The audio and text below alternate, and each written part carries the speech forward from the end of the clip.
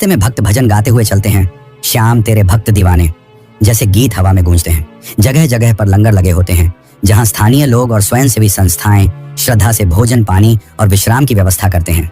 कोई आपको कंधा पकड़कर आगे बढ़ाता है, कोई पंखा झलता है और कोई आपके पैर दबा देता है। ये वो यात्रा है जहां अजनबी भी अपने से लगते हैं। अगर आप पैदल नहीं चल सकते या समय कम है तो ऑटो, टैक्सी, बसें भी आसानी से उपलब्ध हैं जो आपको सीधे मंदिर के निकट ले जाती हैं। लेकिन जो मजा उस पैदल यात्रा में है वो शब्दों में नहीं बताया जा सकता, वो तो खुद चलकर ही महसूस किया जा सकता है। जैसे जैसे आप मंदिर के निकट पहुंचते हैं, हवा की खुशबू बदलने लगती है। गुलाल, चंदन, अगरबत्ती, फूलों की मिलीजुली महक मन को शांति देती है। मंदिर के बाहर आपको बड़ी संख्या में दुकानें मिलेंगी जहां से आप प्रसाद, चुनरी, निशान, माला और बाबा के वस्त्र ले सकते हैं। कुछ श्रद्धालु यहाँ से बाबा के लिए विशेष भेंट लेकर जाते हैं। कतार में लगने से पहले आप अपने पैरों को श्याम कुंड के शीतल जल में धो सकते हैं।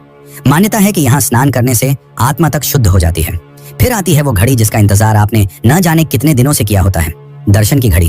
कतारें लंबी हो सकती हैं, लेकिन बाबा का दरबार ऐसा है कि कोई थकता नहीं। मंदिर परिसर में भजन मंडली लगातार श्याम राग गा रही होती है। जैसे ही आप गर्भगृह में प्रवेश करते हैं और सामने बाबा श्याम की मूर्ति दिखती है, वो नीली श्याम रंग की आंखें, मोर पंख, श्रृंगार से सजे स्वरूप को देखकर ऐसा लगता है जैसे बाबा अभी बोल पड़ेंगे। उस पल में समय जैसे रुक जाता है, सांसें थम जाती हैं और आंखें नम हो जाती हैं। दर्शन के बाद आप वहीं मंदिर परिसर में बैठकर कुछ देर आंखें बंद कर लें तो लगेगा जैसे जीवन में जो उलझनें थीं वो हल हो गई।